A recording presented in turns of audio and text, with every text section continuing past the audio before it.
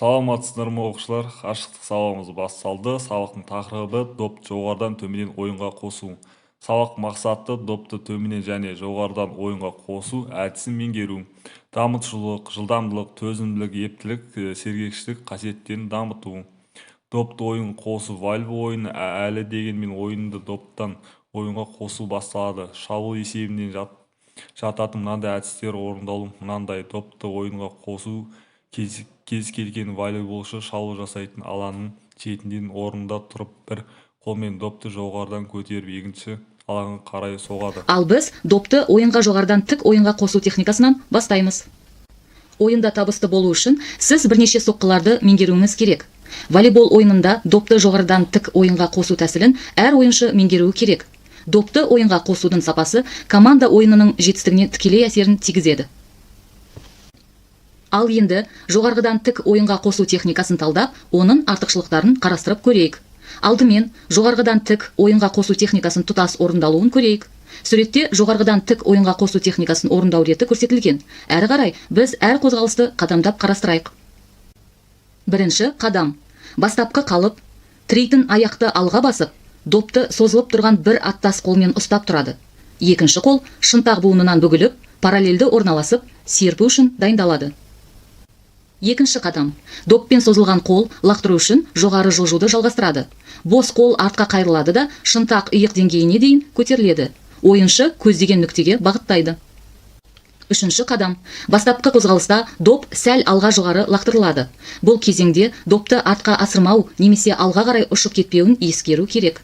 Дұрыс лақтыру оның алдағы траекториясын анықтайды. Сол мезгілде ұратын қол түзеліп барып артқа сермеледі. Төртінші қадам. Бұл фазада допты ойынға қосушы ойыншы қолдың доппен жанасу нүктесін көзбен анықтайды. Соққы жасау үшін денемен қарсы қозғалыс жасап, кеңістікте ыңғайлы тұрысын анықтайды. Бесінші қадам.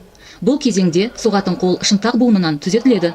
Қолдың саусақтары бір тұтас және түзетілген. Қолдың буындарын босаңсытпау керек. Соғатын қол біртіндеп төмен түседі. Алтыншы қадам. Ойыншы қолының доппен жанасу сәті маңызды кезеңдерінің бірі болып табылады. Себебі соққы техникасы доптың дұрыс ұшу траекториясын жасауды және соққы күшін анықтайды. Ұрған кезде білек пен білезік буындары бір тұтас болып, соққы күшін анықтайды. Жетінші қадам. Допты ойынға қосқаннан кейін ойыншы инерциямен алға қадам жасап, волейбол алаңының бет сызығын асып, өзінің ойын аймағына енеді. Тәсілді орындау кезінде қол мен аяқтардың үйлесімділігін сақтау керек. Енді допты жоғарыдан тік ойынға қосу техникасын тамашалайық.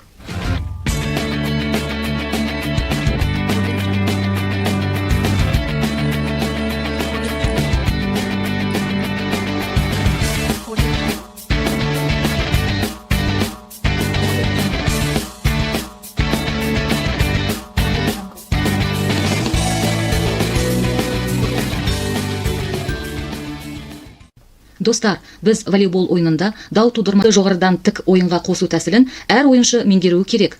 Допты ойынға қосудың сапасы команда ойынының жетістігіне тікелей әсерін тигізеді. Ал енді жоғарыдан тік ойынға қосу техникасын талдап, оның артықшылықтарын қарастырып көрейік. Алдымен жоғарыдан тік ойынға қосу техникасын тұтас орындалуын көрейік. Суретте жоғарыдан тік ойынға қосу техникасын орындау реті көрсетілген. Әрі қарай біз әр қозғалысты қадамдап қарастырайық. Бірінші қадам. Бастапқы қалып, тірейтін аяқты алға басып, допты созылып тұрған бір аттас қолмен ұстап тұрады. Екінші қол шынтақ буынынан бүгіліп, параллельді орналасып, серпу үшін дайындалады. Екінші қадам. Доппен созылған қол лақтыру үшін жоғары жылжуды жалғастырады. Бос қол артқа қайрылады да шынтақ иық деңгейіне дейін көтеріледі. Ойыншы көздеген нүктеге бағыттайды. Үшінші қадам. Бастапқы қозғалыста доп сәл алға жоғары лақтырылады. Бұл кезеңде допты артқа асырмау немесе алға қарай ұшып кетпеуін ескеру керек.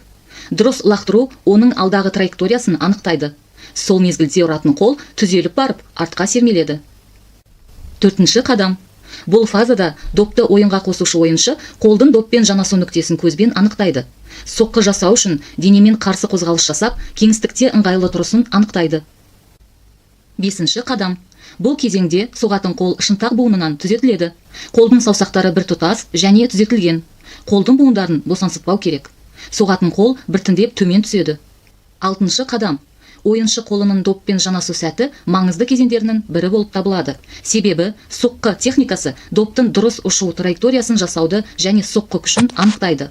Ұрған кезде білек пен білезік буындары біртұтас болып, соққы күшін анықтайды. 7-ші қадам. Допты ойынға қосқаннан кейін, ойыншы инерциямен алға қадам жасап, волейбол алаңының бет сызығын асып, өзінің ойын аймағына енеді. Тәсілді орындау кезінде қол мен аяқтардың үйлесімділігін сақтау керек. Енді допты жоғарғыдан тік ойынға қосу техникасын тамашалайық.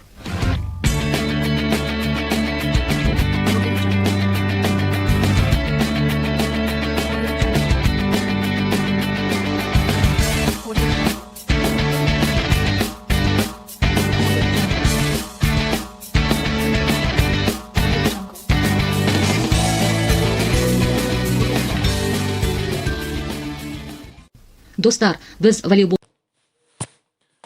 Допты ойынға жоғарыдан қосу техникасы. Доп жоғарыдан ойын қосу, допты көтеріп тастаудан, қолды сілтеуден, допты ары бері басқа қимылға қолды ұру, допты асырып беру жаттығулары.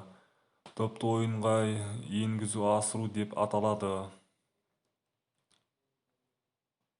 Допты ойынға қосу тәсілдері, яғни